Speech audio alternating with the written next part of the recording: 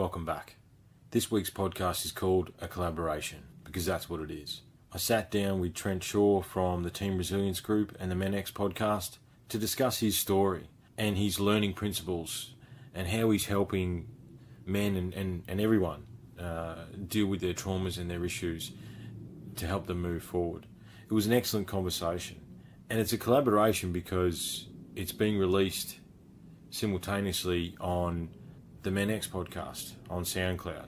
So don't hesitate to go and check out Trent's podcast, MenX Podcast on SoundCloud. Very intense guy, very extreme story. It was very cool to have him in the studio, and I look forward to many other conversations. On a personal note, I do share some stuff later on into the podcast that I haven't shared before on the podcast. And I think the lesson for that is that everybody has trauma. Everybody has experienced something, whether it be what I shared or whether it be something else. We all live a life of different trauma. If you pull anyone up off the street, they're going to have a terrifying, horrifying story to tell about their suffering. Right? Everybody has their story. And it's what makes us who we are. Okay? And look, I will expand on that. We bounced around a lot of topics, and, Trent had some Facebook Live stuff to do, so we were pressed for time a little bit. So we will sit down again and unpack some of that stuff in depth. That's about it for me this week, guys. Obviously, thank you to Jono for that intro. So fucking awesome. And obviously to Rowdy Strum for Bathe in the Sun. Awesome song. Thanks to Elle down at LZ Hair Design in Fernvale, because that's actually how me and Trent met. So cheers to her for connecting us. If you're in Fernvale, go and get a haircut and tell them that Unlocking the Code podcast sent you. And guys, it's things like this that really humble me. The fact that Trent, I will have been or will be interviewed by Trent on Facebook Live. So I'm looking forward to seeing where that relationship goes and the things that we do together. So thanks very much to him, and thanks to Team Resilience Group and the MenX Podcast for giving us some time, and it's our pleasure to give them some time. Hope everything's well. Be cool, be kind, be patient, and we'll talk soon. Thanks very much. Cheers.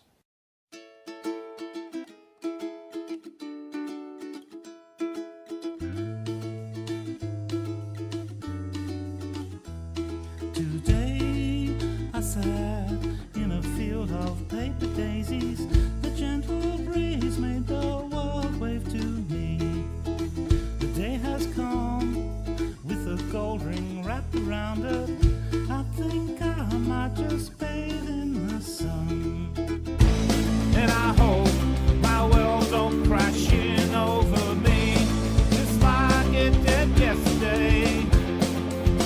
I'm pretty sure the last mirror that I crashed was more than 7 years ago. And I don't want to wear those bullet holes no more. I want to kill my nightmare. And I've done nothing wrong to anyone.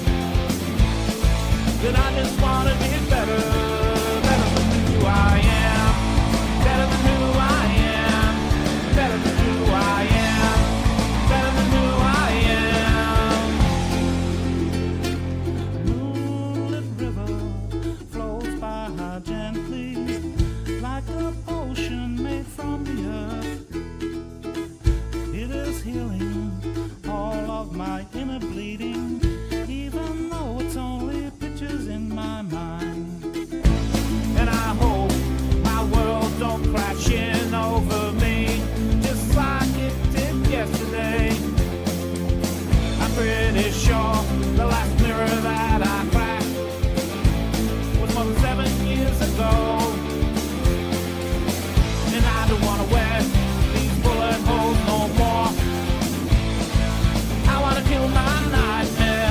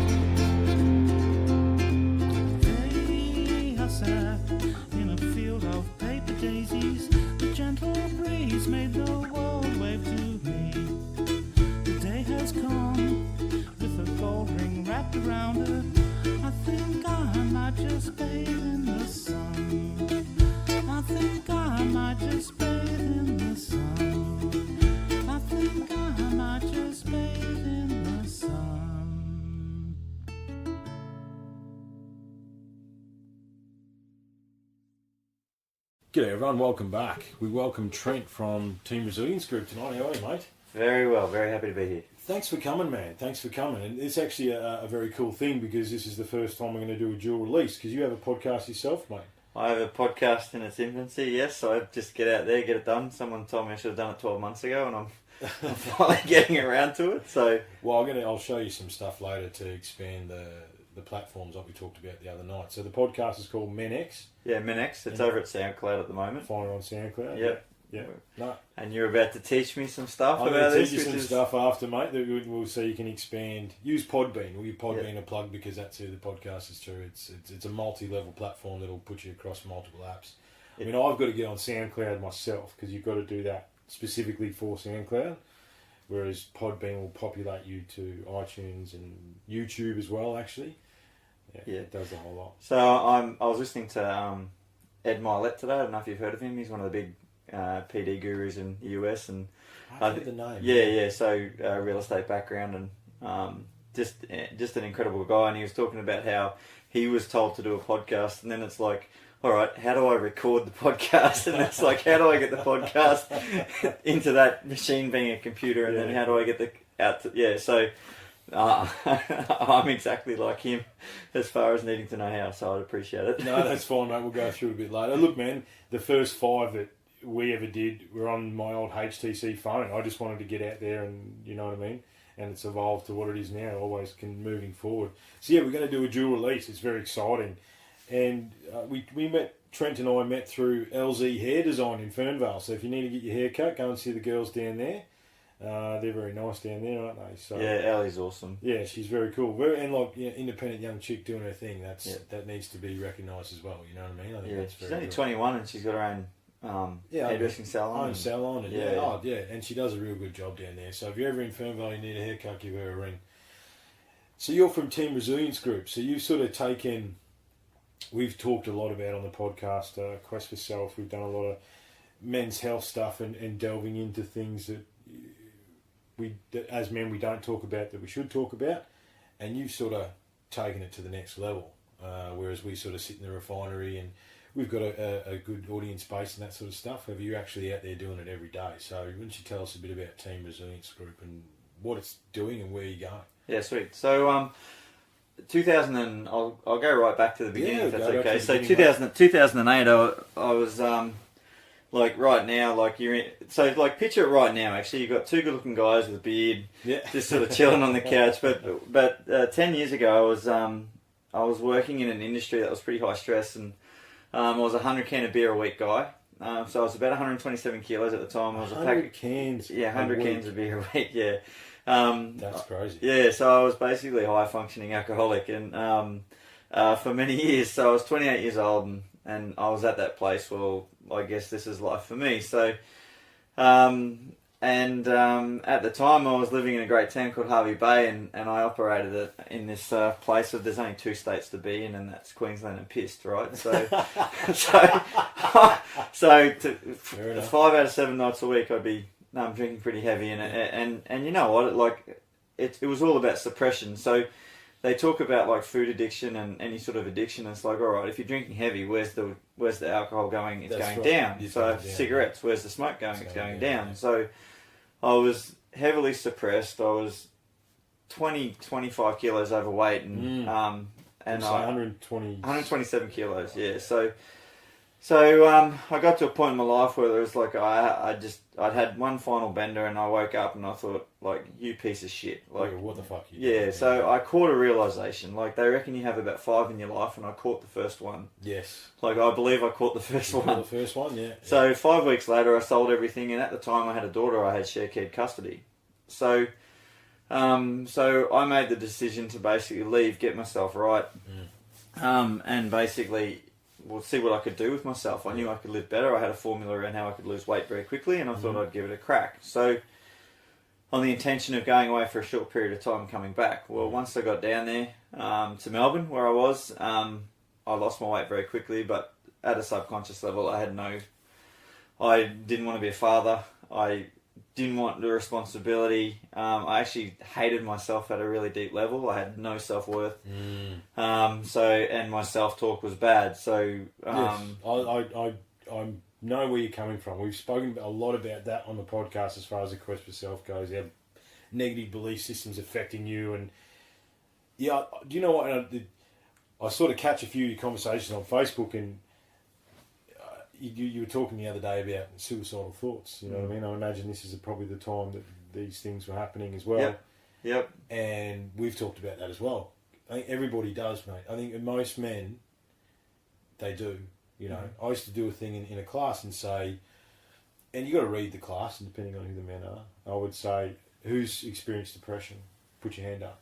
And honestly, 70 to 80% of blokes put their hand up.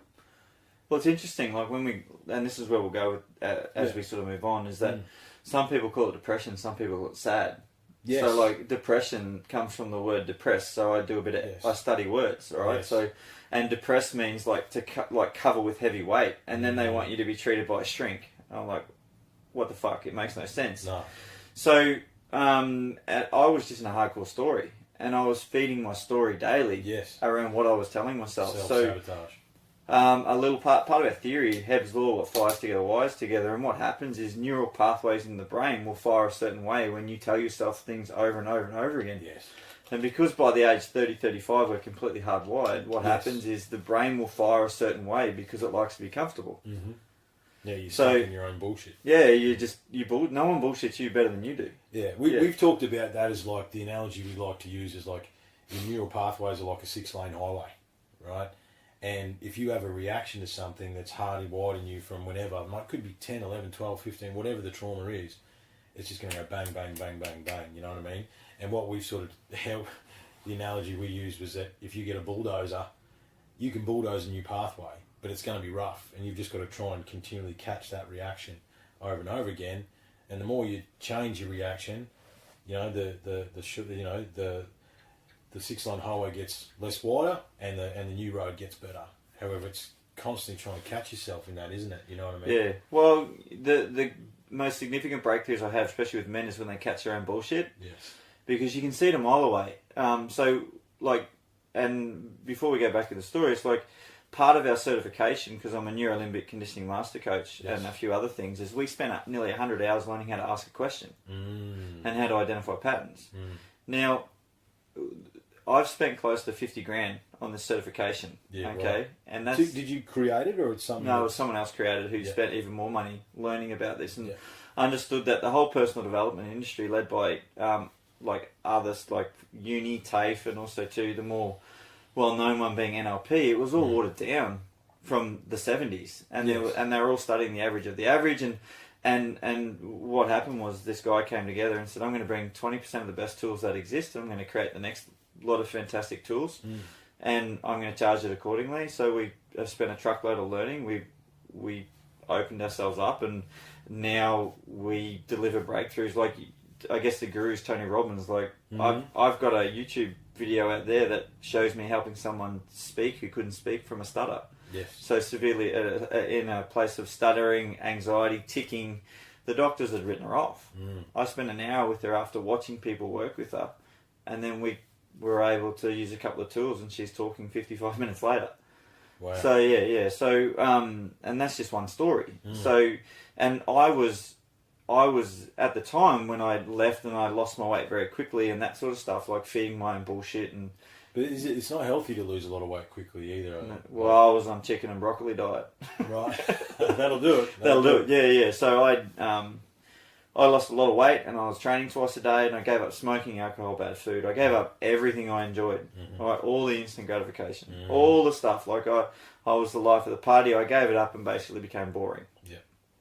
In my perception. Yeah. So, and then find out who your friends are when you do that. Yeah, well, I had no friends. Exactly. Yeah. So, but then I ran into my ex-wife. So. And things started to get better, although I perceived. But ultimately, I was still suppressing the fact that I left a daughter behind. We made a decision as a couple not to have anything to do with her because it was too emotional on me. All right, so I perceived I had no support. I perceived that I couldn't talk about it, and I just started to build up. But what happened though was I started to throw myself into everything that would hurt me. Like I started to run marathons, and then I went into ultra marathons. So you were seeking resistance? I was seeking pain. Like I was trying to shut the voices down. Yeah, right. Okay, I was all types of crazy because I would argue with myself I would seriously sit in my car and yell. Like, I was that angry. So you were talking back? I was talking back. Yeah, right. I tell people, yeah, exactly right. Same reaction, right? Like, who gets that? Like, when you're really fucked off, okay, you'll sit there and predict an argument, and you will like practice your rebuttal. Like, I used to practice my rebuttal. Like, I would predict the argument 3 months down the track. Like, seriously, I would predict arguments with people. And you're manifesting that into your existence in some way too. Then, when you're doing that. You Oh, know fuck. what I mean? Yeah, it was. I was looking for the drama. So, like, the definition, it's okay to talk to yourself, but don't talk back. But you were talking. we're all fucked up, right? But we all want an experience. That's right. So what was happening was, like, I was in the same industry, and my ex-wife, my now ex-wife, because I'm crazy, right?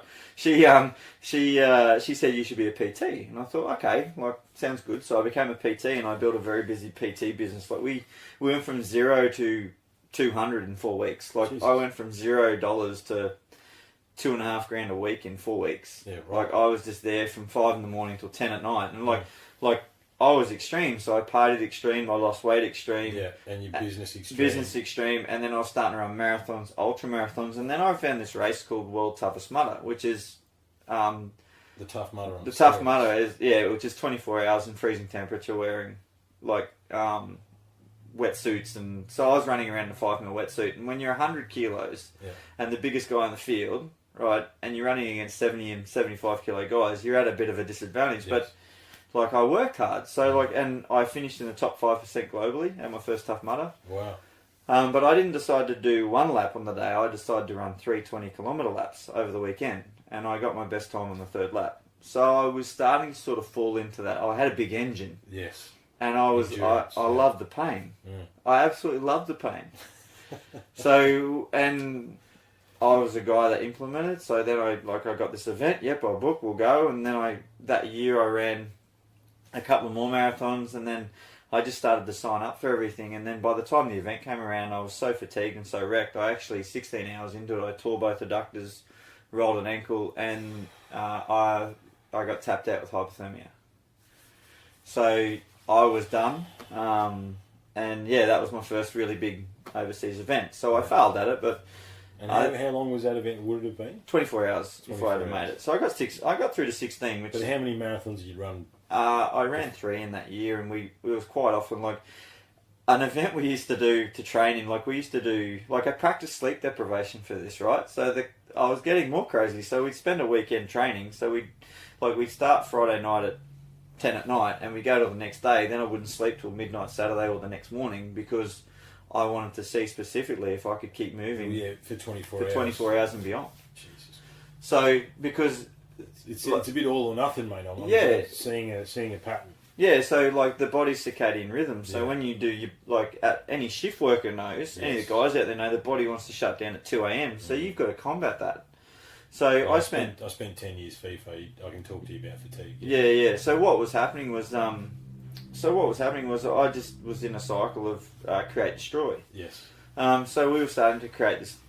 Like, I would then from there, like, after I got injured, I rehabbed myself really quickly because I've got good functional movement knowledge, and I'm a massage therapist as well, and I love to learn. 8 weeks later, I rehabbed a 16-week injury with the help of someone, and then I booked in for an ultramarathon. So I gave myself 8 weeks to train for an ultramarathon. 8 weeks. So that's a total of 16 weeks after the injury. Well, yeah. Well, yeah, 16 weeks after I'm into the Great Ocean Road Marathon. But where I really injured myself was, so I was still injured, and I came back and I ran 40k around Tough Mudder. So the summer event came along. So I'd done World Toughest Mudder. I was still injured. So what I did was I taped my ankles up like Tin Man. Right. And I limped around the event for 8 hours. So that's just what I did, because I took my clients there, and like, it was pain, and that's where I was. And then like, I didn't know any other way. So I just went and did my thing, and wow. And then when I was truly wrecked at the end of that, I thought, okay, I better rehab. So after I did the ultra marathon, I thought, well, what's next? And then I heard about this race called Death Race. Right. And the ultra marathon's 100 k's, isn't it? Anything over 42k. Anything over 42. Yeah. So I did 45k event. Yeah. Yeah. Great Ocean Road Marathon. Well, you know who Cameron Haynes is, when you're the ultra marathon runners. He's an archery guy, but he does like 100-mile 200 mile. Oh, there's actually a few of them out there. There's a few crazy guys out there. Right. And then, so Death Race was a race that all these guys I looked up to weren't doing, right? Because the idea of that race was to help make you quit, and the race would end when 90% quit. Right. So funky gear lists. You're over in the ski fields you're over in like the ski fields in Vermont, which is in the northern states of of the US. Yes. And I thought, you know what, I'm going to do that. Right, so I didn't know what I was about. No Aussie had done it. I thought, you know what, maybe I could be the first Aussie to do it. And, you know, I was. So, and I just continued sleep deprivation. But in that time, I got my first like great mentor, and he actually had the Guinness World Record for 24-hour fitness, and he won the event a couple of times. And what happened was he would send me messages about, Trent, I want you to wet your shoes, and I want you to run for 12 hours. And I want to see how long it takes before your feet would bleed. Right. So what he was doing was he was helping me plan for the 1% things that I was failing at. So like getting annoyed by things, getting frustrated by things. So when I went into these events, I was basically, nothing would bother me, nothing would faze me. So I did more marathons. But in that time, I also signed up for America's Hardest 12 Hour. All right. And then I also did America's Hardest 6 Hours. So these are training events ran by this guy, the world's fittest man. And so I'd not only gone from one American trip, I'd signed up for, I think, 4. And I also signed up for the world's hardest boot camp. So I did these 4 events over sort of 7 months that no one else had done in the world. And it was crazy. So I was awake for hours and hours on end. I was still working 50 hours a week. I had a business, a studio where I had multiple workers with me. I had a full PT schedule. When I went, we had 1 newborn.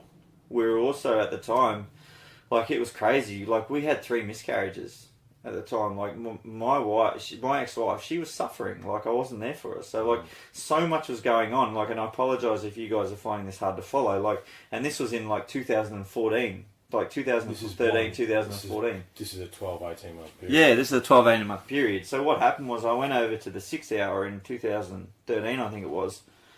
And then I got my ass handed to me, but I learnt what I needed to learn to come back and take the programming into. And what happened was I came home and I increased my training, I increased my output, I'd improved mentally as far as how tough I was. And I went back to this event called the Suck, it's called the Suck, which is like...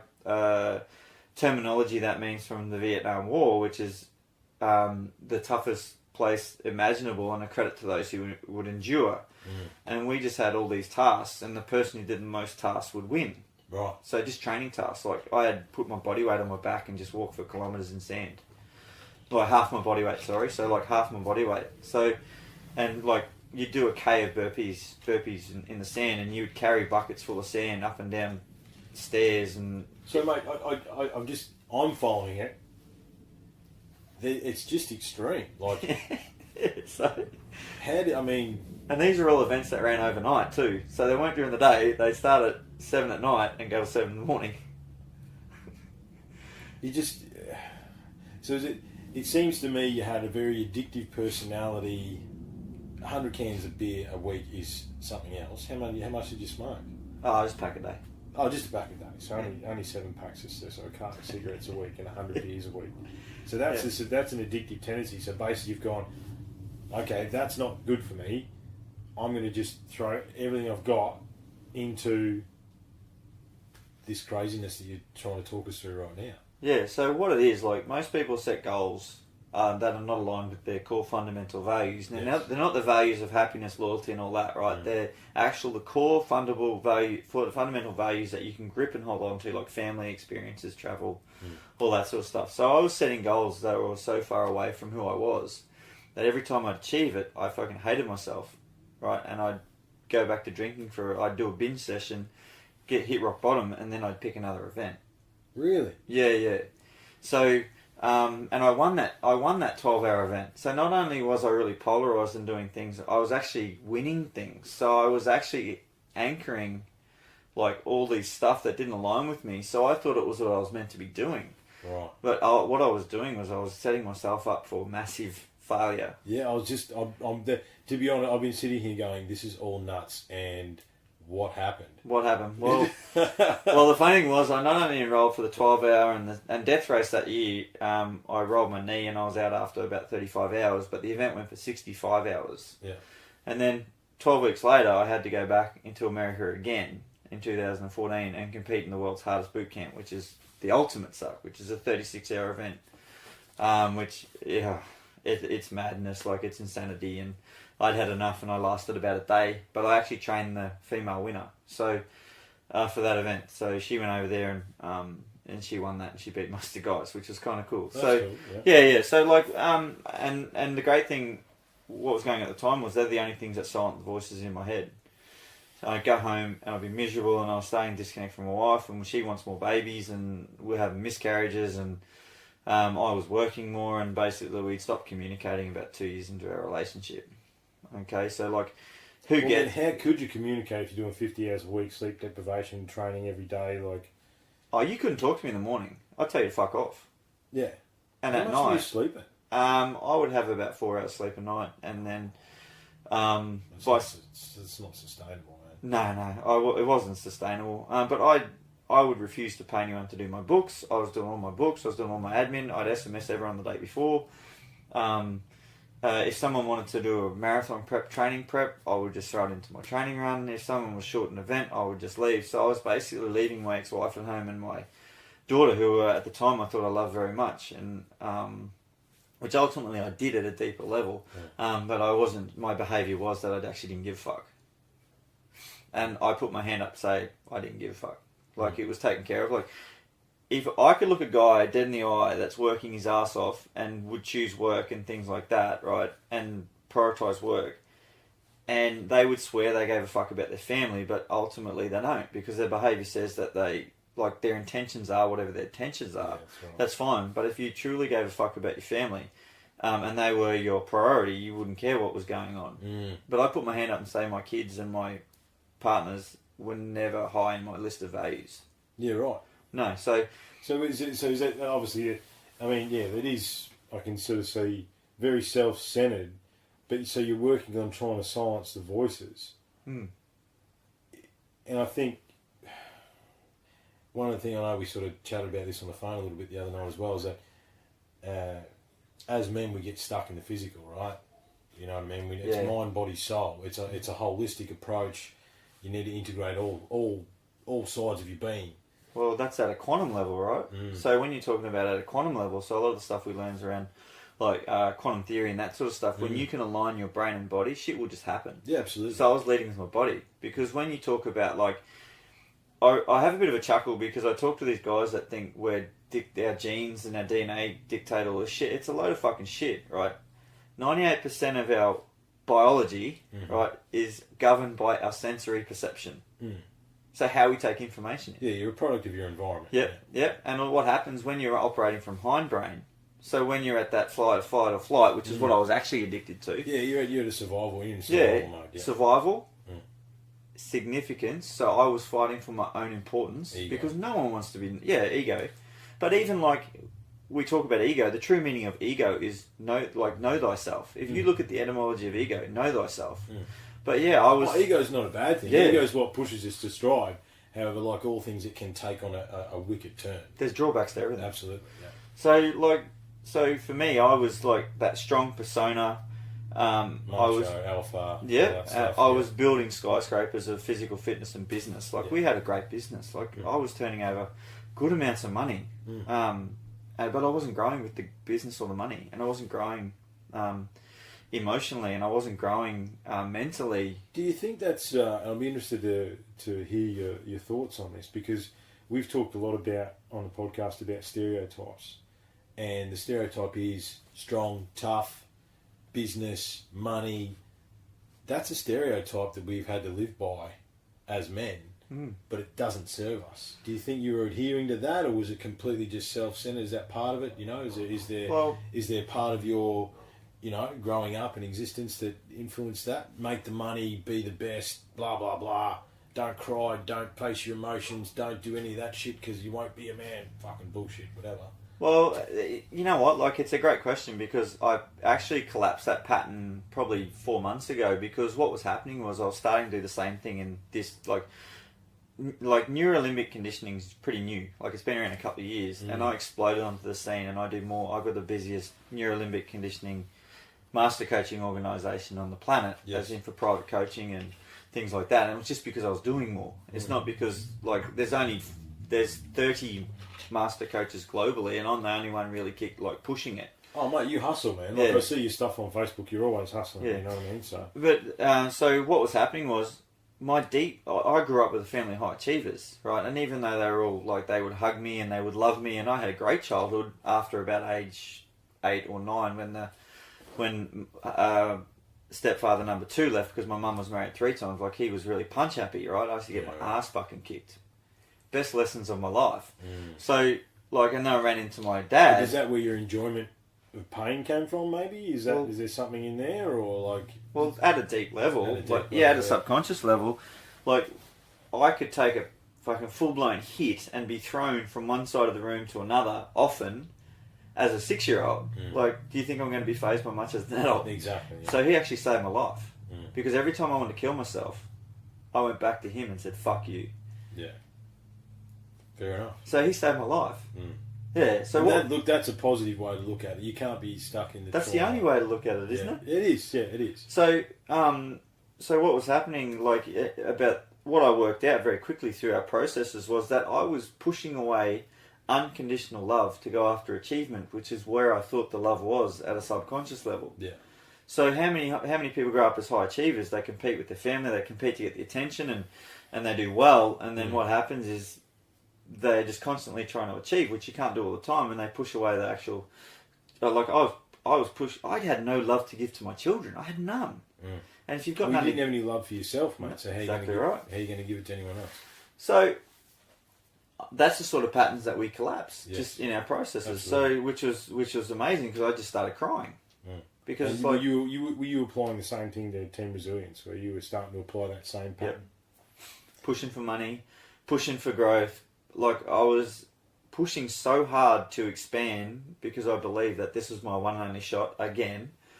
Which is one and only shot, even though you've had half a dozen and you've been successful at every one of them. Yeah. But that's your pattern. But my pattern, it's a marathon game, right? Absolutely. Like, I want to do this for the rest of my life. Yeah. So I've had to slow the growth down and really fixate, really hone in myself. So, like, and then, like, and back into 2014, I actually took 2015 off, got a little bit fat, because I was like, fuck training. I'll just work on my business, I'll try and reconnect with my wife. I actually bought a holiday fund to take us away, and we had 12 trips in 18 months, and the relationship started to get better, but then I started to go back into the events again, because I put some energy into my relationship. We had another child. After 5 miscarriages, we had 2 children. Like, and that's rough, man. Like, yeah, it's fucked. Yeah. If anyone's going through that, like, if anyone says it's meant to be, like, tell them go get fucked. Like, you grieve the way you want to grieve, and there's benefits to loss. But I listened to this great story, right, about a mentor I follow. His name's Gareth J. White, and he's got Warrior Week in the US. Incredible guy. I've heard some of his stuff. Yeah, so he talks about this rhinoceros that they were over in South Africa, or someone was over in South Africa, and what happened was that this rhino gave birth, and then to its cub, or a calf, or whatever they call it. But what happened was that the calf was being ignored. The mother was pushing it away. And then, because there was all these witnesses, they actually took the calf in because the mother didn't want it, and they fed it up and kept... After 4 months, the baby was riddled with tumours. So the mother knew at a deeper level that 2 days with no food, it wouldn't suffer. So, with miscarriages and things like that, like, it was fucked. Like, my ex-wife was tough. Like, she's like, get on, let's go, we're having a baby. Like, I didn't fuck on baby. And I'm like, I've got all these emotions inside of me. I don't know if I can do this. I don't want to do this, but I didn't know how to express it. So I just pushed it down, and then we had our second daughter, but I didn't want a second child. I didn't want a first or that was my third child, because remember, I'd left a child that I hadn't taken responsibility for. And then now I've got 3 children that I don't know how to father. I don't know how to love because I didn't love myself. And it just got chaotic, and they're the most wonderful, beautiful children. The story progresses, and I didn't have them for 18 months, and this is when I grew. But then I had them like a month ago for 2 days, and they just held my hand the whole time, and I just loved them, and I've never been that present with them, because I think that, like, in anything that you do, you can give it time, but if you're not going to give it energy and presence, it's a fuck, like, don't even bother. It is about energy in presence, you know, and that's one of the concepts I think we're trying to get across here, and we've talked about a lot, is everything is energy, and how you use it and what you do with it, and it's up to you. You know what I mean? Mm-hmm. And if you don't, you apply what you want to apply. So you didn't. So you injured yourself. So you failed at the 36-hour one. Failed hardcore at 36-hour, but I gave up mentally. So yeah, because you push it. Well, man, you can only go so hard. Yeah, I was. But we operated on a mantra. The only way to define your limitations is to go beyond them. Right. Well, look, absolutely. Yeah. However, everything in moderation, including moderation, mate. You know what I mean? Like, correct. You know. so yeah. So and then we went back in again, and then my mentor at the time came over, and he decided to run 5 of those events over 6 weeks in Australia. 5 in 6 weeks. Yeah, 5 12-hour events in 6 weeks. So 5 of the hardest events you can do once in 1 year. He ran them over 6 weeks, and I put my hand up to do all 5. Of course you did. And I won the series, and I won a couple of them, and yeah, the worst I finished was 3rd. So I travelled all over the country, but at that time what would happen was I actually started to have an affair with one of my clients, and I got found out. Right. Yeah, so an emotional connection, and then went physical, and I just ended it all, and I lost half my business overnight. This is back in 2015. I basically got locked out of my own house because I was telling so many lies. I was a lying piece of shit, and I knew it. You're caught in the web, mate. Yeah, caught in the web. Caught in the web, and you know what? Like, and the worst thing about it was I brought down not my family, but another family as well. Yeah. 2 to tango. Yeah, absolutely. But ultimately, what happened was from there, I then spent the next 12 months because I had death threats and a few other things and going on because I'd picked the wrong person. And then I tried to make the relationship work, but I lost. I think the house was $600,000-$700,000. I signed it over. I had lawyers' bills. I was living in a house that I didn't really like. I was paranoid. I was drinking heavy, but I was also doing these events. And I started to develop tics and panic attacks, and I started to just, why don't I just kill myself? Like, that was a daily thought. Like, I just want to kill myself every day. But it's funny, like, all these past people would appear that I just wanted to challenge, and they actually kept me alive. So anyone that pissed me off in the past kept me alive.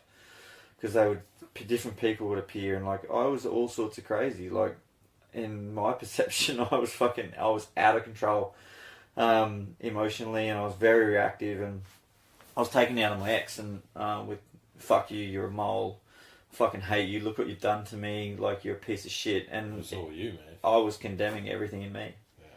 It was all me. Like, that's what I was going to say. Yeah.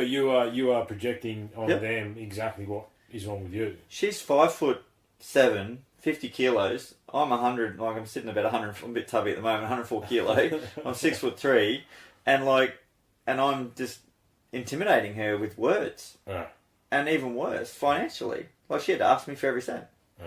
Power, control, leverage. Yeah. You had the babies, I had the money. Fuck you. Give me the babies, I'll give you some money. So. And it was chaos. Like, eventually she put an IVO on me because I left an abusive voicemail because she wasn't playing ball with me in my perception. So then I decided, fuck it, I'm out. I'm leaving Melbourne. I'm moving back to Queensland.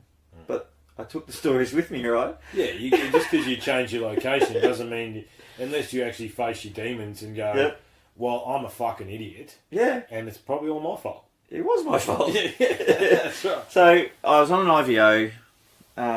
I wasn't allowed contact, and she cut me off complete, so I couldn't play mind games, I couldn't manipulate with words, I couldn't do anything, and eventually I met my partner Jess, who, and you know what, like, I said enough, and I pushed everyone away, so I got to Brisbane, I started to rebuild networks, started to get fit again, and started to do things, and but I hadn't given the drink away, and this is 2017. In May, I went to Bali, had a bender over in Bali, came back, and I picked a date. So I was ready to rock and roll, I was ready to leave the planet. So I'd picked a date, and I pushed everyone away except for my father, and I was in the outback of New South Wales, heading up the Newell. Mm-hmm. So I was driving from Melbourne to Melbourne up the Newell, and it was the day, it was time. And so it was either, because with Jess, right, who I ran into, with Jess, she said, you're a coward and you need personal development. And I'm like, no, I don't. I need fucking therapy.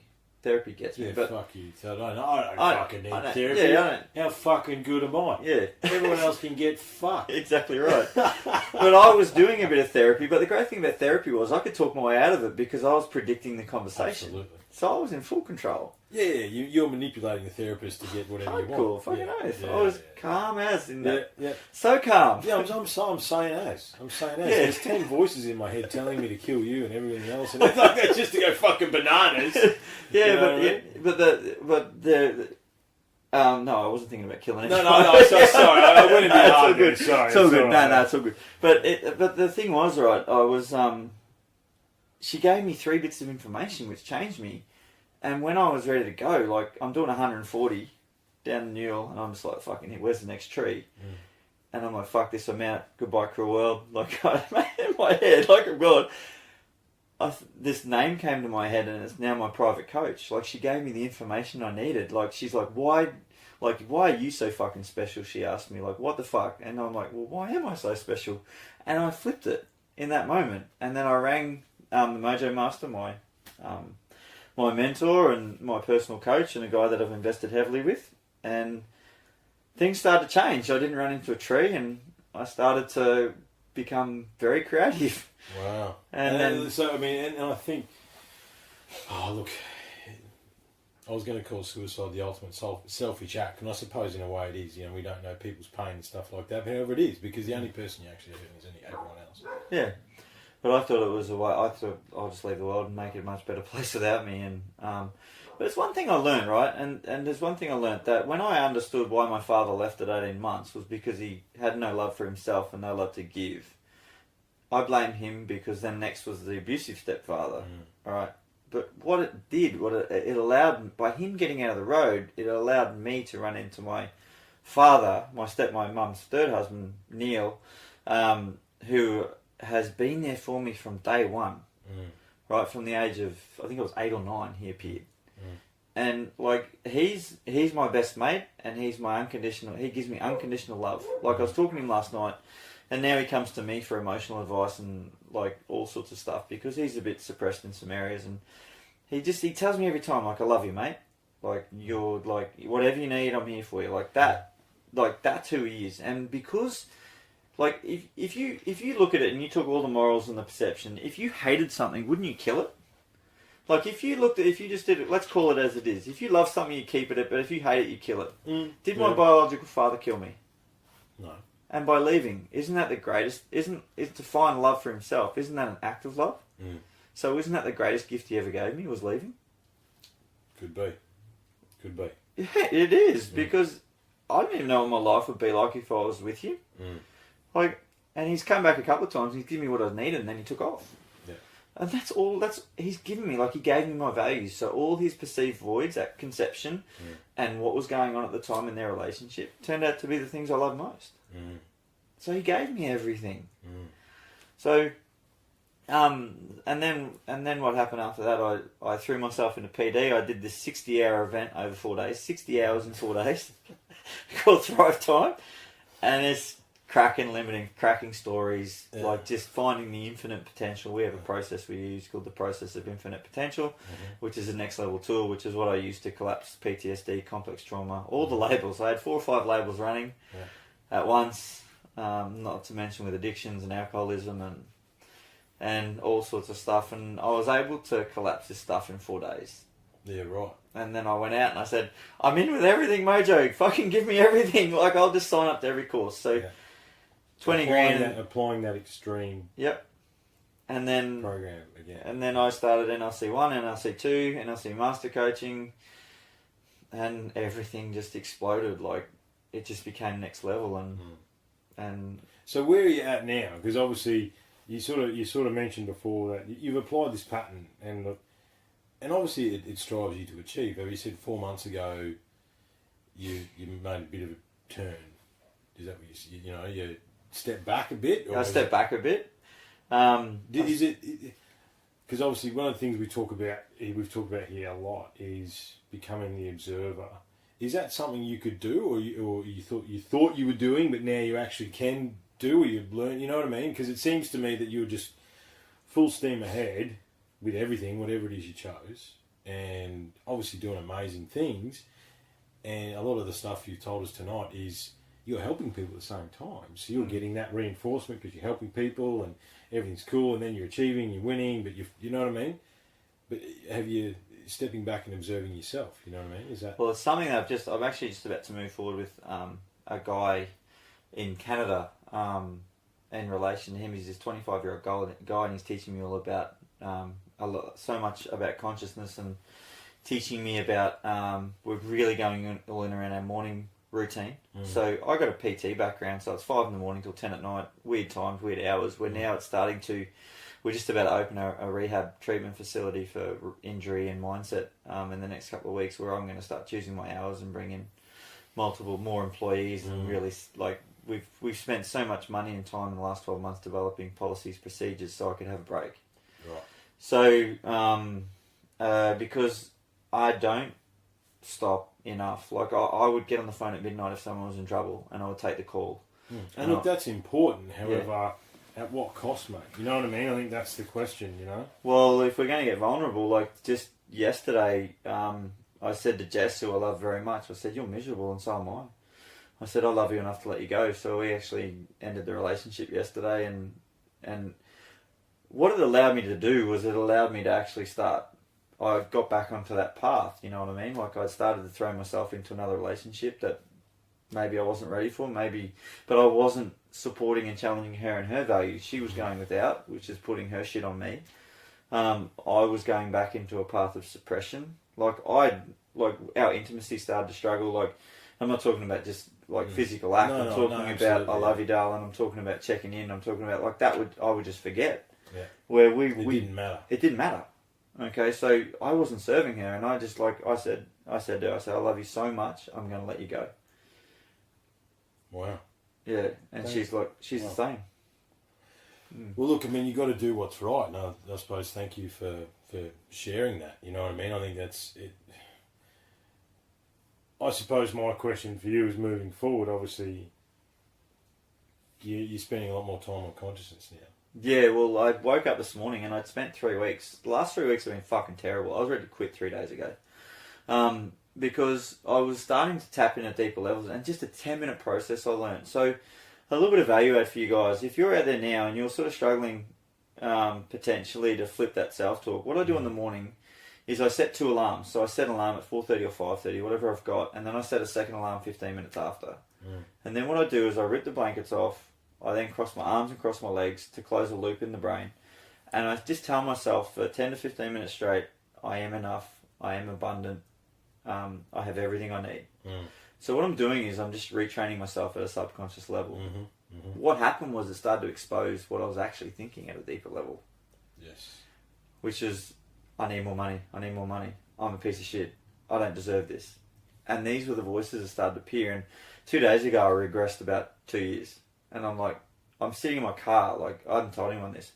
I'm sitting in actually, 2 people know, sorry. I'm sitting in my car on Lutwich Road in Brisbane. I just finished an appointment, and I sat there, and I'm tired, and I fell asleep, and I woke up, and I sat there for 2 hours on the side of the road, contemplating what to do next with life. So I wasn't ending it. It was like, do I just pack my shit up and go, and leave, and turn off social media? Or do I stand up? And I was getting ready to turn everything off. I actually deactivated my Facebook for an hour. Really? Yeah, and then I got on the phone and I spoke to my success coach, and it was just that I became ungrateful.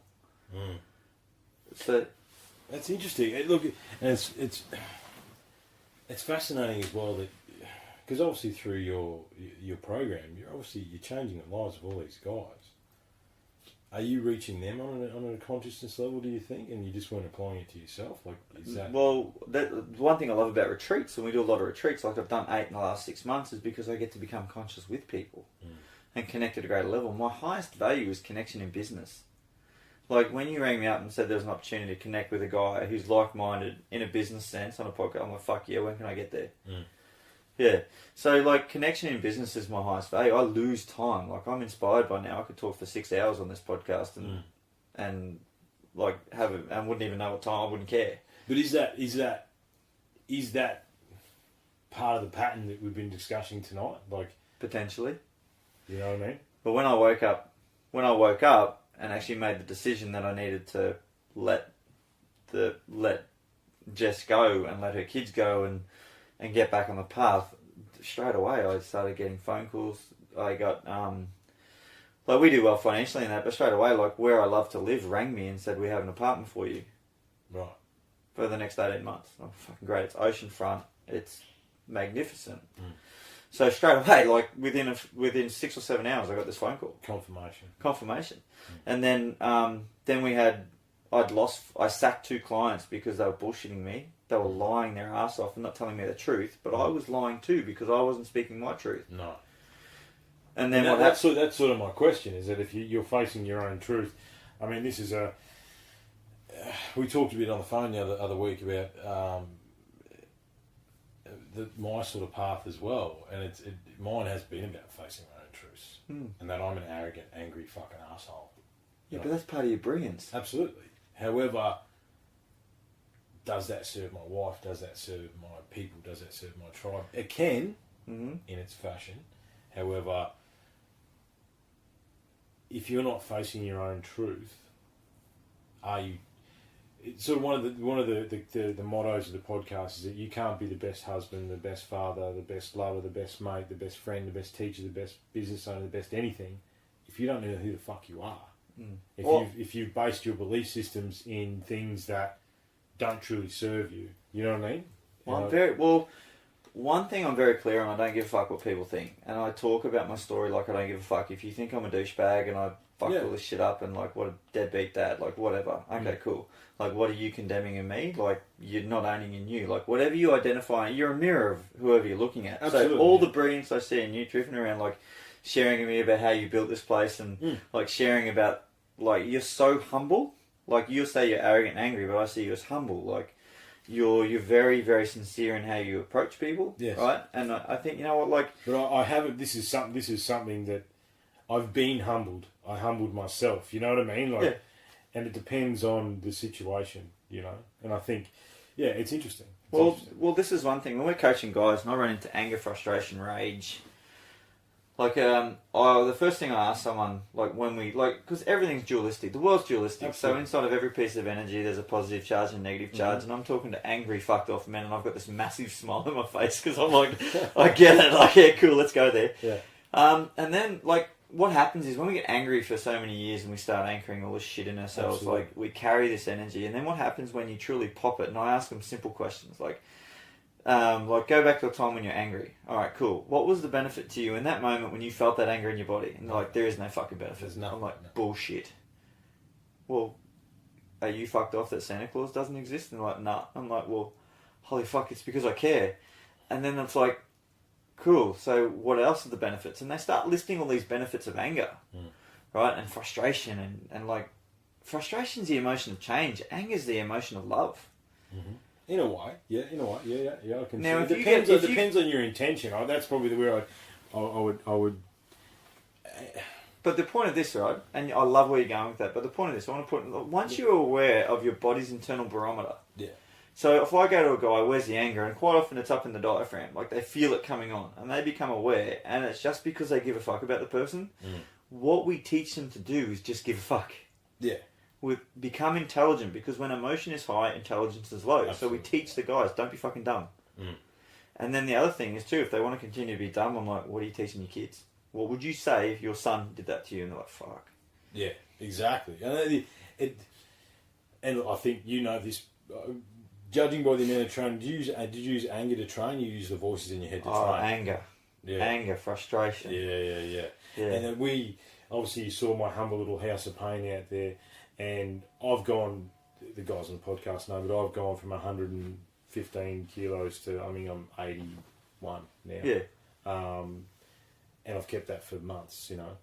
We are coming up on the... No, that's all good. I'm inspired, man. Keep going. Cool.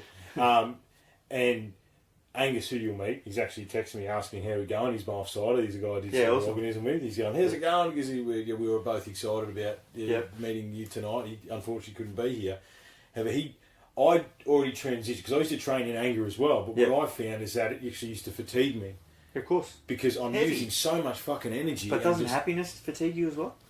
Yes. Yeah. Okay. Fucking hope it does. It does, because you can't walk around like this a fucking idiot all day, right?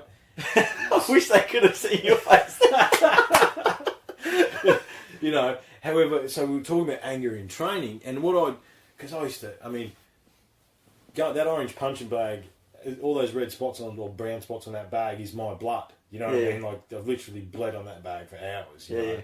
And through that process, I'm like, what is anger? Because I was angry at my wife. And I'm, as you say, emotion high. I'm a fucking total dickwad when I'm angry. Like, say just things that, and you hear yourself saying when you're angry, it's like, what the fuck? What are you even talking about, you idiot? You're not even making any sense. But you've already done the damage, and then it comes back at you, and then you've got it, like, it's a vicious cycle. So I was like, okay, I need to deal with my anger. And look, anger for many different reasons that we'll get into another time that are valid in their own way. However, it's like, okay, so what is anger? Anger is energy. So what can we do with it? Okay, so when you are training, you can use anger to push you that little bit, you know. We call it the beast. What are you doing with the beast? Well, you make a nice, comfortable room for the beast. You know, it's like here, it's like the refinery. There's a nice couch, the TV, probably bar fridge. And go, listen, man, I love you. You got to love your beast, right? And love what it can do for you, because anger can serve you. However, I helped Angus with this. It's actually it was discipline equals freedom. I think we did it on top of a mountain up in the Sunshine Coast Mountains. Up on Gun Gun, we climbed Gun, and we recorded a podcast up there. And you can use anger because everything has a use. However, does it serve you generally? Like you're saying, though, you must be intelligent in your use of it. You know what I mean? So if you've got no emotional severity and you understand that, fuck, I feel that in my body, right? And then you have all these processes and tools to surround the dragon, or slay the dragon from all angles, we call it. So we're just slaying the dragon, right? Like, one thing that I learned in communication is, like, I would say to Jess or the inner circle people, like, I'm actually really angry and fucked off. Thank you. This is how it served me, and this is what I've learned. Yeah. So it's exactly. You can be angry. You can be fucked off. You can lose your nana. However, it's about what you do after that. You know, why did you do that? Okay, it probably was your fault because you're a dickhead. Okay, I'm a dickhead. This is what I said. Can I use that? Well, all emotions feedback. So if I'm fucked off by someone, it's my emotion. So I got to do the work. So if someone pisses me off, I'm like, because I'm trained. Yes. Right. The first thing I ask myself is, what am I condemning? So what am I not owning? And when have I been like that? And who has witnessed me be like that? Yeah, what is causing this reaction in me? So, do you mind if I go a little bit deeper around controversy? Sure. Alright, so permission to coach you a little bit. Okay. Okay, cool. So, let's look at the character traits of a domestic violence offender, someone that beats their partner. Yes. Okay. What do you see in them? Let's list 5 things you see in them. Well, anger, I would say. Anger? Yeah, what else? I would say lack of self-worth. Yep, lack of self-worth, yep. Disrespect. Yep, what else? Violence. Yep, what else? Ego is the next one that comes to mind, cool. or something along those lines. So I've got some questions, and I want you to answer them as honest as you can. Yep. Ever had too much ego? Absolutely. Ever thought violent thoughts, or had... Of course. Or wanted to violently murder a punching bag? Yes, absolutely. Cool. Ever had low self-worth? All the time. Excellent. What was the other? Ever had anger? Yes. Cool. Am I talking about the offender or you? Exactly. And then you are right. You're totally right. And that's... and you are right. It's so, like inside every one of us, one of the things you wanted, there's a nice collection of knives up there. And I didn't know that. Okay, yeah. We sat here, me and Angus sat here surrounded by blades one night and said, could you stab someone? Like, yeah, fucking oath. It's either it'd take a very long time over a very set of circumstances or a very short, extreme time. However, inside every one of us is the power to pull the handle on the gas chamber, mate. Depending on...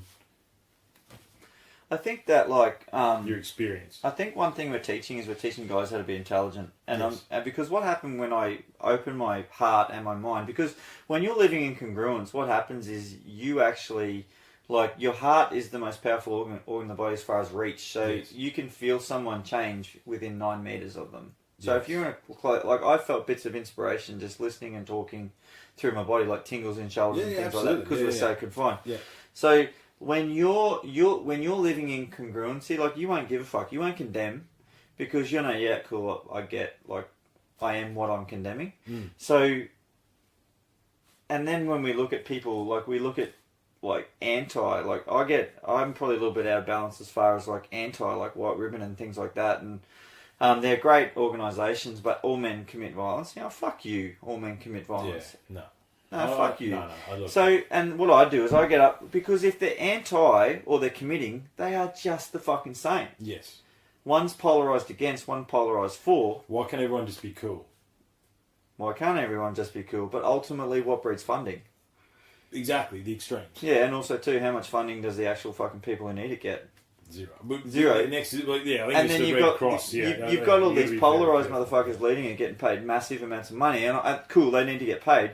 But ultimately, the people who need it aren't getting enough money, and then what happens is from there, they fucking get on their high horse, and they show no gratitude for what they're fighting, because they're condemning what they're fighting. Exactly. So Yeah, they're totally the worst agree with fucking possible leaders you can have. that. Absolutely. Yeah, I totally agree with you on, yeah, you're right. Red Cross, any of those organisations, you actually dig into them, you give them $1, it's like 5 cents or something gets to where it needs to go. They do important work. Like, awareness is a great thing, but ultimately, Is it though? Is it like, is over, because in this saturated, politically correct, fucking blah bullshit society we live in, we've created a fear-generated society which isn't allowing us to live our lives because everyone's fucking out to get us and we can't fucking like each other and we can't actually understand each other. What's the benefit of all that to you? Control. Well, not to me. Well, what's the benefit to you if we're talking about? Let's get specific. What's the benefit of all that to you? What are we on right now?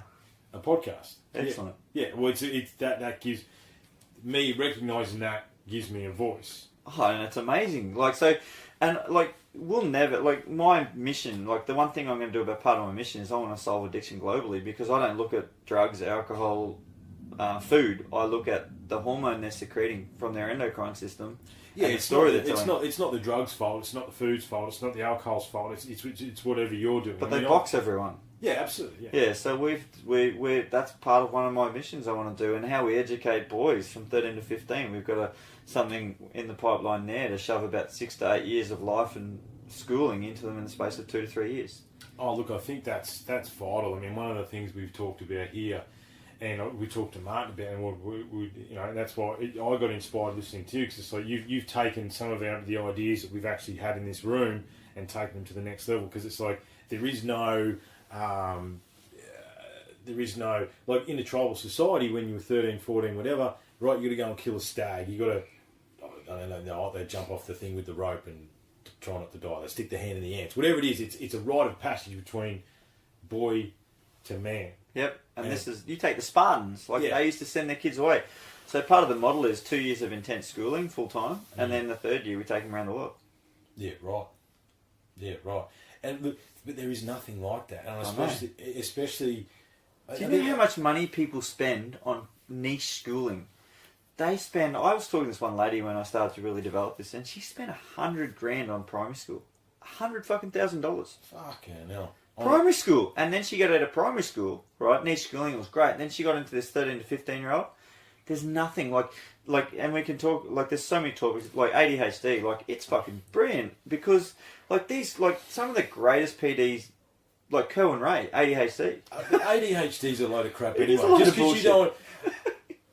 you put me in metalwork class, I paid attention. Fucking oath you did. Right? You put me in PE, I paid attention. Yeah. You put me in English, I try to pick up chicks. You know what I mean? Like, Exactly right. and I didn't have attention. And what about, like, autism as well? Autism, they do not give a fuck about anything that they love. Like, how many people wish they could only just, like, give a fuck about the things they love? Yeah, like, that's what I teach. The thing is, these tools, these labels and these things, everybody has their gifts, and if you can access that, however, I think for men especially, like, that was the whole thing, right? Because my stories on this podcast, I won't go into it now because we're flowing in a different direction. However, basically, I was like, I met a beautiful woman who didn't deserve my fucking bullshit. right? And a guy that I respected said I'd be a good teacher. Through teaching, I was able to reflect upon myself and go, holy fuck, and then impact their lives. And that's what this whole podcast is about. It's about me trying to figure out what the fuck I'm doing and being an honest Aussie bloke and sharing it with others so they don't have, you know what I mean? Because a lot of Aussie blokes, especially, there was no rite of passage for us as Aussie kids. But one thing we talk about, and I really love what Gareth J. White's message is, like, we're being fucking slaughtered. Now, like, you can throw all the DV symptoms and all the fucking victims and everyone out there, but we're being slaughtered. Like, we don't know how to express. We're too scared to express. We're too scared to be angry. We're just full of fear. We're disconnecting from the world. We're trying to fucking, like, instant gratification through fucking Facebook and through, like, TV and like, I talk to 9 out of 10 people that I talk to have fucked relationships. Oh, absolutely, yeah. Their relationships are fucked. Yeah. Or like when was the last time? And it's because guys are providing, protecting. Mums are just worried about the kids. No one has a clue what's fucking going on at a deeper level, and they're too scared to actually wake up and take ownership and responsibility because, like, fuck, the relationship mightn't work. But what I tell people is courage to get in or courage to get out. And like I say to the guys, like, you met your partner 20 years ago, which is 1998. Like, how would you like to be driving around in a 1998 fucking Commodore right now? And they're like, well, I wouldn't. And I go, well, that's how your wife feels. Because you're fat, you're right. You're fat. You're suppressed. That. Yeah, I love that. Right, and I only say that because I've been fat and suppressed. Yes. Right, so I don't give a fuck. Yeah. Right, and they employ me because I'm direct, but it comes from love because true support comes from challenge. Yes. Not the support you fucking believe you need. No, you're full of shit. Like, the guys that I got rid of this week, the brothers that I fucking love, like, they just were not telling me the truth. Right? It's because I wasn't going deep enough around my truth. But ultimately, all they had to do was say to me that some of the stuff wasn't working. I'm telling you what I need to tell you because I want to have this perception of success. And I'll be like, brother, that's the best thing you ever said to me. Thank you for your truth. Yeah, it's truth, man. You know what I mean? I think, and what we've done in this room so many times, whether on the mic or off the mic, with various guys that have been in here, it's like, well, what is our truth? This is an open space where we can say whatever the fuck we want. And how good is that space? Oh, it's fucking... Well, how good is this space? Fucking oath. Because, like, and even in my growth group, the few people I hang around in my PD circles, it's like, you can get called a fuckhead, and if you get, like, react at that, it's like, cool, that's your shit. Yeah, that's right. Well, if you react, no one's perfect at anything. However, I've been working on not reacting, well, observing my reactions, right? So if I get called a fuckhead and I go, what? It's like, well, okay, well, maybe you are a fuckhead. Where have I been a fuckhead? Yeah, exactly. If you're going to react like that, whereas, it's... So I do rants. Like, I did one to get my power back the other night, right? I don't know if you saw my live. They call me the throat punch coach. And I get in front of my group every now and then, and I go, if you want to lie to me and stay stuck in your story and you want me to feed your story, get the fuck out of my group. I have no fucking time for that. But here's, on the other side, they say, but you know what? If you're pissed off and you go, but you think some of the things, and like you let it sit and want to come back, you get the biggest hug. Because that's courage. Yeah. And it's not confidence. It's not confidence. It's courage. It's courage. Because courage, and we've talked about here about fear. And it's like, because what is fear? Fear is like, the analogy I used to like to use when I was teaching, and it was quite, I used to have to try and apply it through a logistics class. It was quite creative. However, it's like, fear is like the ice wall on Game of Thrones. You know what I mean? Big fucking dragons on it. Blah, blah. What's behind fear? Nothing. Well, what do you do when you jump out of a plane? Yeah. When you go through fear? Yeah. So we teach, like, and people, like, and even... Like, I want to come back and talk about heaps more topics with you, man. Oh, look, man, but like, we talk about judgment, right? Like, people want judgment-free society, and I just fucking laugh. So you got no judgment, and there's someone with a knife or a gun. Good luck living. You got no judgment, and you want to cross the road. Good luck. Look, you want to get harsh. It's like, how do you change a pacifist? You put a gun to their kid's head.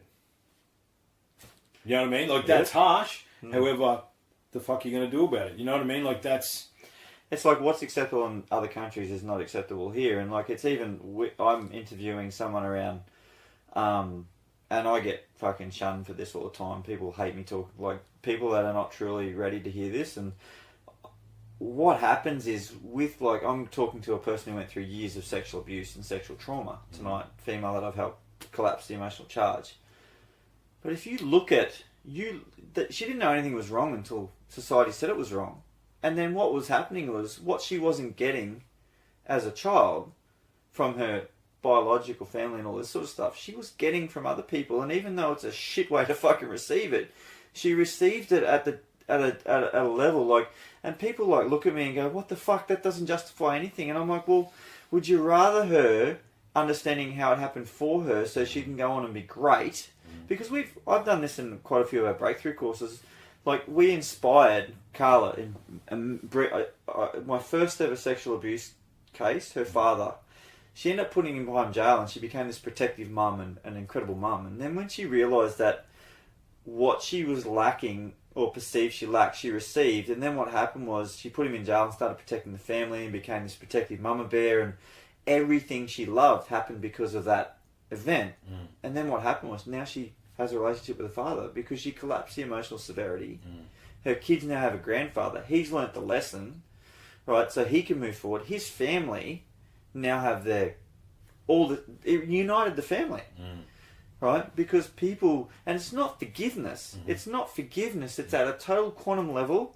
Let's get intelligent about this and let's look at, I'm not saying people go and do this. I'm just saying in this case, she found love and gratitude for everything that happened to her.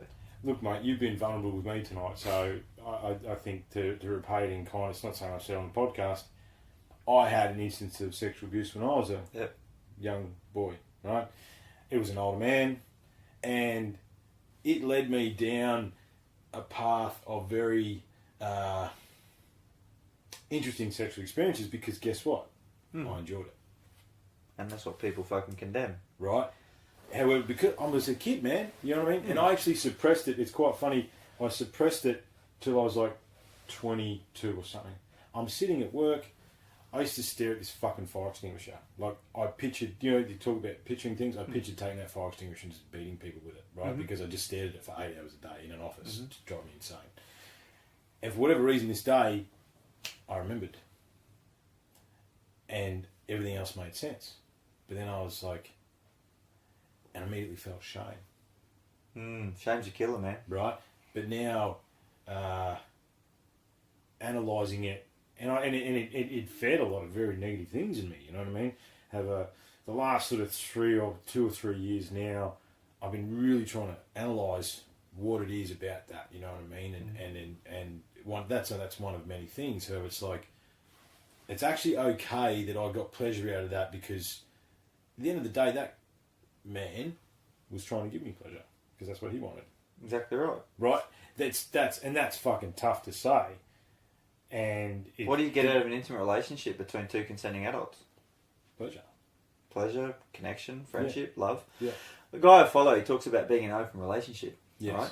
And it's the toughest thing he ever had to do because his partner, who he loved very much, wanted it. But what happens is when he grew, he started to see that, fuck, if I took the physicality out of it, she was getting connection, love, support, like all these amazing things that a friend would give you, but just the physicality. But on the other side of that, he got to experience it as well. So because they grew, they would line up like surprises for their partners. Like as long as they were perfectly honest and like they had these boundaries and they stuck to it, like both got to live like all aspects of life and share in the love and the connection and whatever else. So like I've ran into some crazy stories and nothing surprises me, nothing shocks me now because I've heard a lot. And Scotty Harris, one of the millionaire mindset coach, what do they call him? He said that there's really only 12 unique stories in the entire planet and we fit in there somewhere.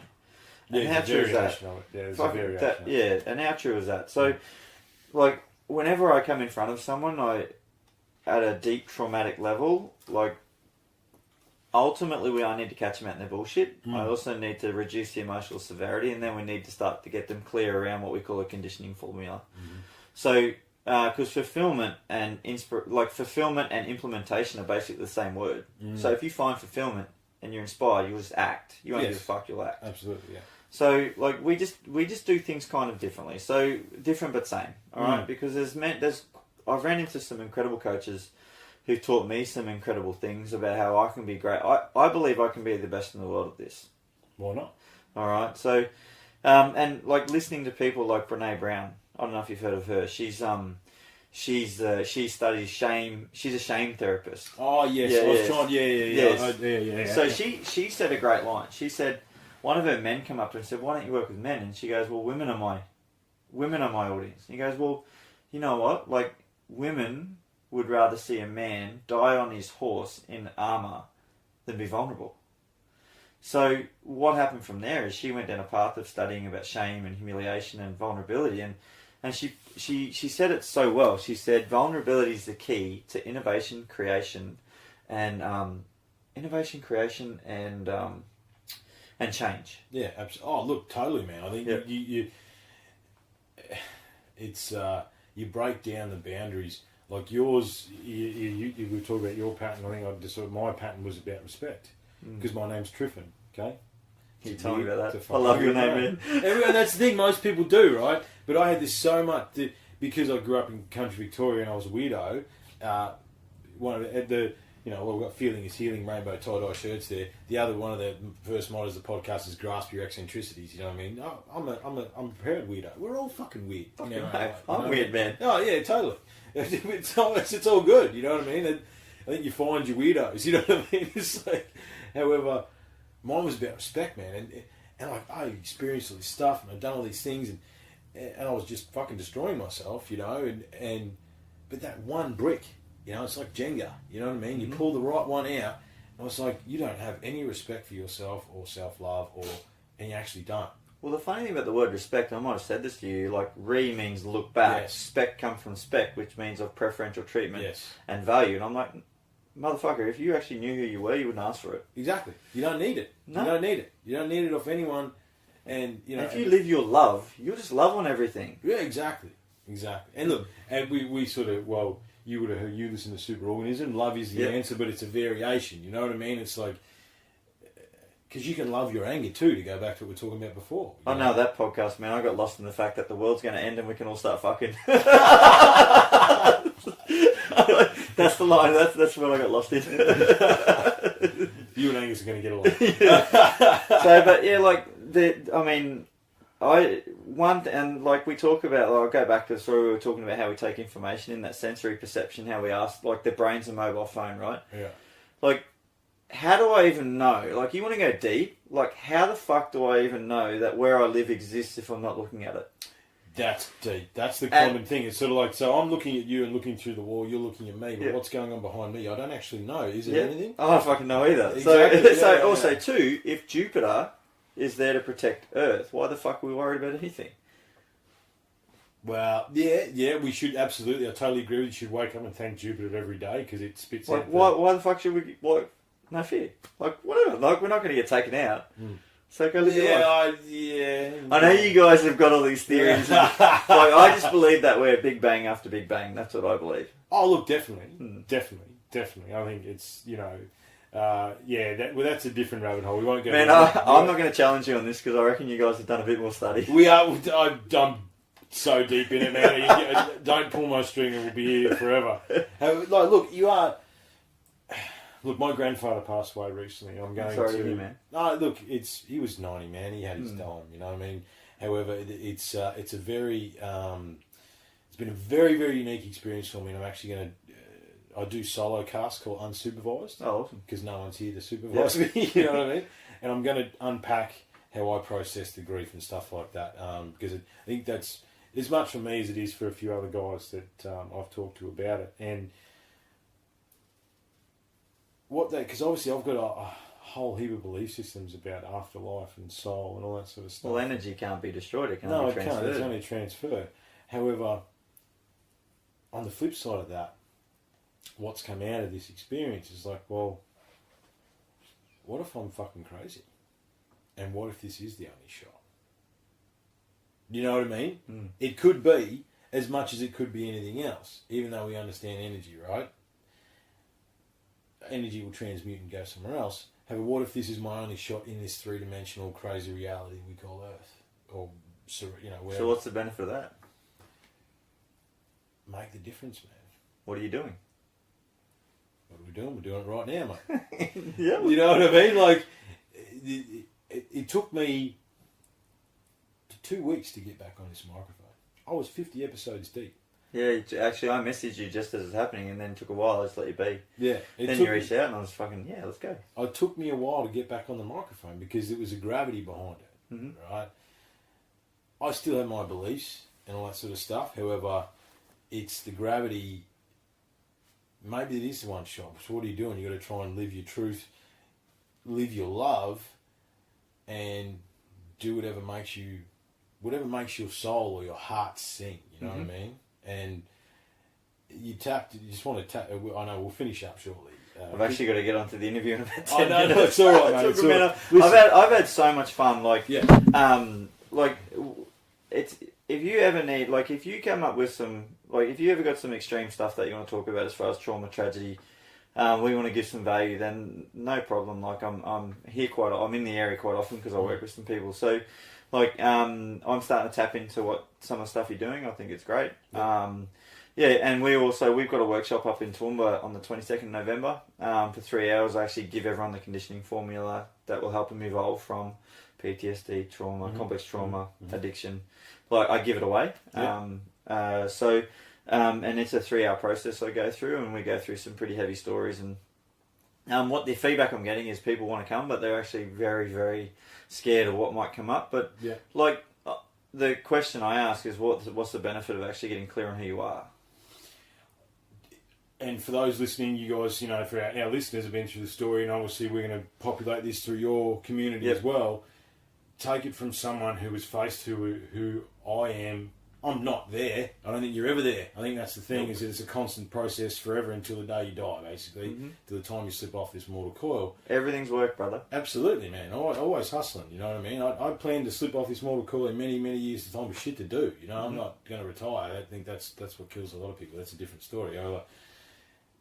Facing who you are and having an understanding of that, hands down, has been the most valuable thing that I've done.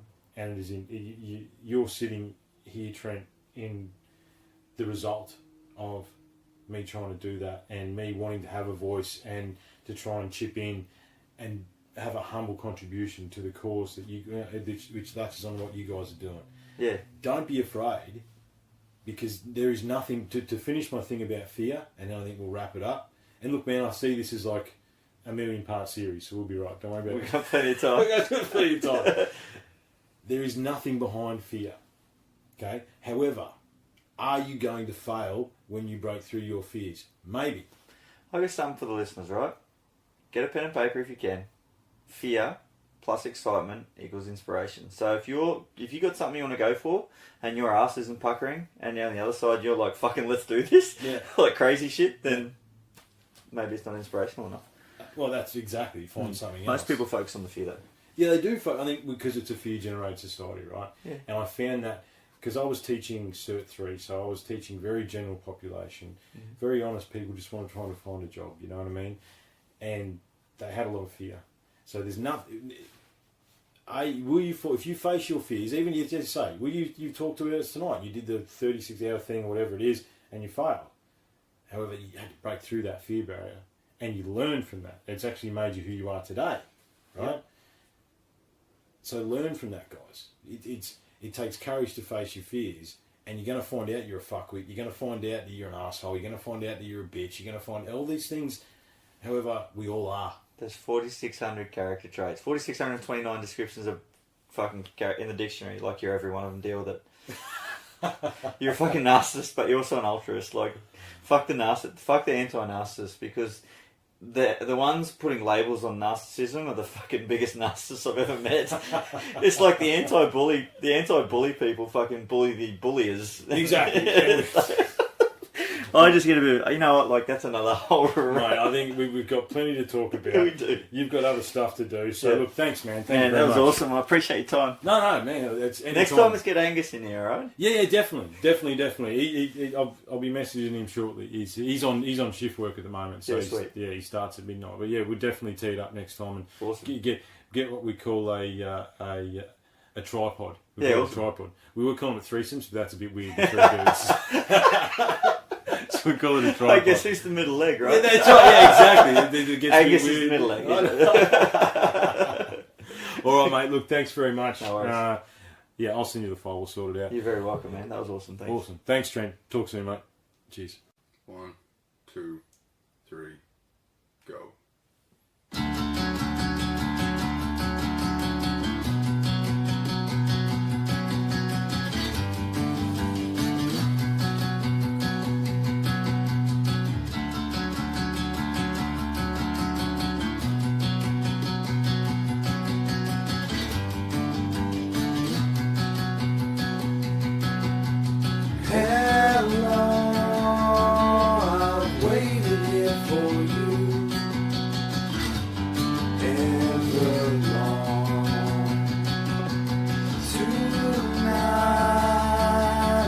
Throw myself into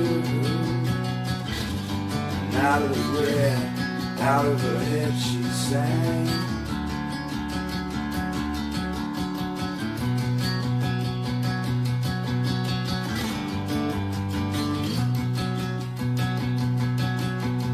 Come down and waste away with me, down with me. So how you wanted it to be. Over my head, out of her head she sang. And I wonder, when I sing along with you, if everything could ever feel this real forever. If anything could ever be this good again. The only thing I'll ever ask of you, you gotta promise not to stop when I say when. She sang.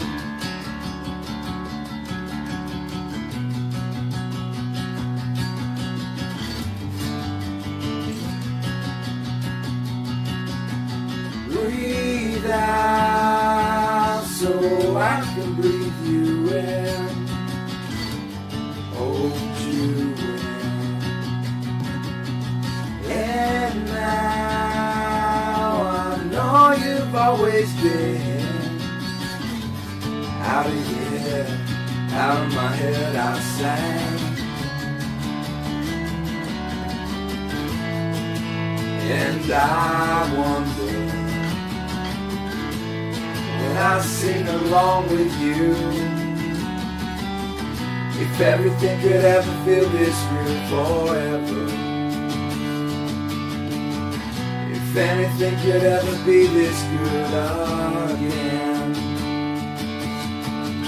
The only thing I'll ever ask of you, you gotta promise not to stop when I say when. She sang.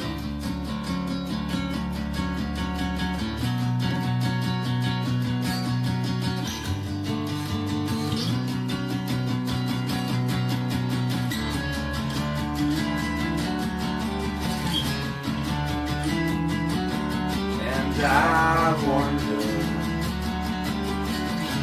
and I sing along with you,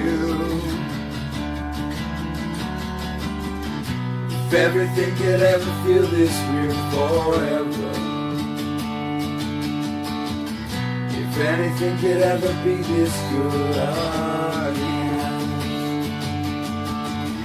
The only thing I'll ever ask of you, you gotta promise not to stop when I say when. She sang.